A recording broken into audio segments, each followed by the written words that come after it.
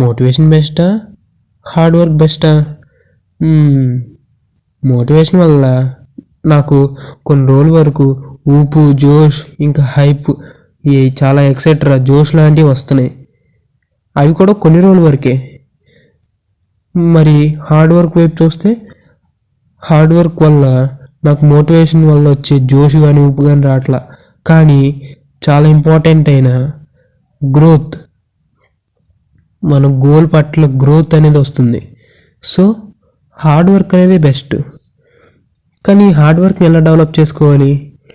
నేను ఈ హార్డ్ వర్క్ని నా గోల్ పట్ల చేసే చిన్న చిన్న పనుల్లో లేదా పెద్ద పనుల్లో అయినా కావచ్చు, స్మాల్గా స్టార్ట్ చేసి ఎండ్లో పెద్దగా ముగించవచ్చు. అంటే నేను ట్రై చేస్తే చాలు. కానీ మోటివేషన్ లేకుండా మనం గోల్ అచీవ్ చేయగలం అనేది నేను ఎక్కడా వినలేదు. సో మోటివేషన్ అనేది ఇంపార్టెంటే, హార్డ్ వర్క్ అనేది ఇంపార్టెంటే. కానీ ఈ రెండింటిని దగ్గర పెట్టి చూస్తే హార్డ్ వర్కే ఎప్పుడు గెలుస్తుంది.